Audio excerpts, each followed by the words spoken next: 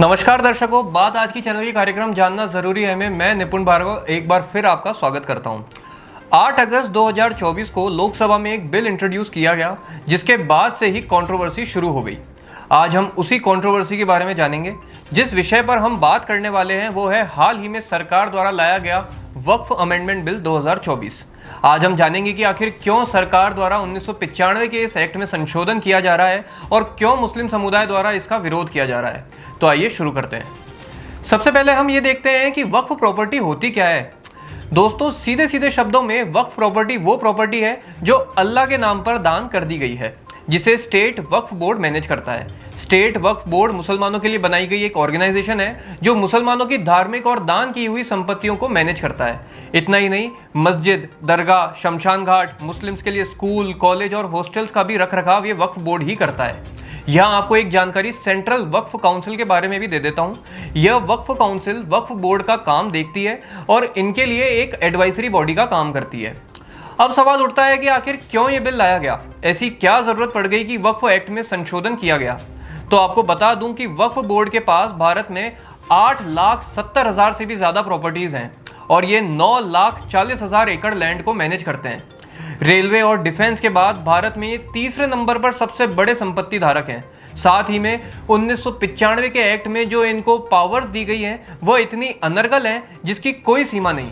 वक्फ board किसी भी private property को वक्फ प्रॉपर्टी घोषित कर सकते हैं और ये जिम्मेदारी सामने वाले के ऊपर होती है कि वह ये साबित करे कि संपत्ति वक्फ की नहीं उसकी खुद की है। और जैसा मैंने आपको अभी बताया कि 9,40,000 एकड़ संपत्ति इनके पास है, लेकिन इनका रेवेन्यू कलेक्शन केवल 200 करोड़ सालाना है। तो ये दर्शाता है कि पारदर्शिता यानी कि ट्रांसपेरेंसी की भी बहुत कमी है। इनके रेवेन्यू कलेक्शन और एक्सपेंडिचर का कोई सिस्टम ही नहीं है। तो ये जो वक्फ अमेंडमेंट बिल लाया गया है, इसके 3 मुख्य उद्देश्य हैं। पहला, वक्फ बोर्ड की पावर्स को कंट्रोल करना। दूसरा, इनकी इनकम पर निगरानी रखना। और तीसरा, ये सुनिश्चित करना कि जो भी पैसा आ रहा है वह गरीब मुसलमानों के लिए ही काम में आए। अब आपको बताते हैं कि इस एक्ट में और क्या क्या बदलाव किए जा रहे हैं और इसका क्यों विरोध किया जा रहा है। दर्शकों, 1995 में लाए गए इस एक्ट के अनुसार सेंट्रल वक्फ काउंसिल में 20 सदस्य होते हैं जो सारे मुस्लिम्स ही होते हैं। अब इस नए संशोधन से 2 सीट नॉन मुस्लिम्स के लिए आरक्षित कर दी गई हैं। इसकी आलोचना इसलिए हो रही है क्योंकि ये संविधान के आर्टिकल 25, 26 और 29 के खिलाफ जा रहा है। साथ ही इस बिल में वक्फ ट्रिब्यूनल के गठन को लेकर भी विवाद उठा है। आपको बता दूं कि वक्फ ट्रिब्यूनल एक विशेष कोर्ट होती है जो वक्फ प्रॉपर्टी से संबंधित डिस्प्यूट्स को देखती है।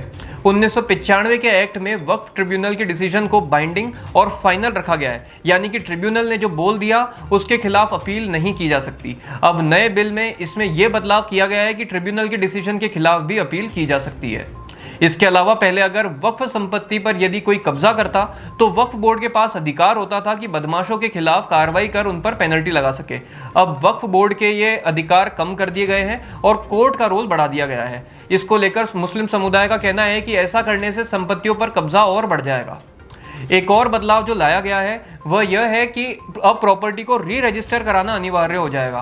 पहले पुरानी प्रॉपर्टीज का री रजिस्ट्रेशन नहीं किया जाता था और पीढ़ी दर पीढ़ी प्रॉपर्टीज को इस्तेमाल किया जा रहा था। इस संशोधन की आलोचना इसलिए की जा रही है क्योंकि वक्फ बोर्ड को कई संपत्तियों के कागजात ही नहीं मिलेंगे, क्योंकि संपत्तियां इतनी पुरानी है कि उनके कागजात मिलना बेहद मुश्किल है। इसके अलावा पहले यह नियम था कि जिसने भी प्रॉपर्टी डोनेट करी है उसकी इच्छा अनुसार ही प्रॉपर्टी को मैनेज किया जाएगा, लेकिन अब नए बिल से इसमें भी बदलाव कर दिया गया है, जिसको लेकर मुस्लिम समुदाय का कहना है कि ये नियम हटाने से प्रॉपर्टी का मिसयूज होगा। वहीं सरकार ये कहती है कि कई प्रॉपर्टीज का मिसयूज तो वैसे भी हो ही रहा है। दर्शकों, लिमिटेशन एक्ट प्रॉपर्टी से रिलेटेड डिस्प्यूट्स पर एक टाइम लिमिट लगाता है कि एक निर्धारित समय के अंदर मामला सुलझ जाना चाहिए, लेकिन ये लिमिटेशन एक्ट वक्फ प्रॉपर्टी पर लागू ही नहीं होता। इसकी कोई सीमा नहीं है और केस कितना भी लंबा चल सकता है।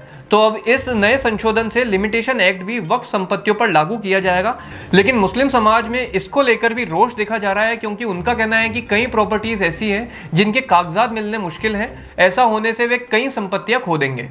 गौरतलब है कि ओरिजिनल एक्ट में ऐसी संपत्तियों को कानूनी तौर पर मान्यता दी हुई है जिनके कागजात ही नहीं है, लेकिन अब नए बिल से यदि कागजात नहीं है तो प्रॉपर्टी से मान्यता छीन ली जाएगी। तो दर्शकों, ये थी इस बिल से संबंधित सभी मुख्य बातें जिनको लेकर विवाद उठ रहा है। मैंने आपको एकदम सरल शब्दों में सभी कंट्रोवर्शियल पॉइंट्स को समझाने का प्रयास किया है। उम्मीद करता हूं कि आपको यह कार्यक्रम अच्छा लगा होगा। यदि अच्छा लगा हो तो इसे शेयर करें और इस बिल को लेकर आपकी व्यक्तिगत राय भी हमसे जरूर साझा करें। अंत तक बने रहने के लिए धन्यवाद। अगली बार फिर किसी और विषय पर चर्चा करेंगे। नमस्कार।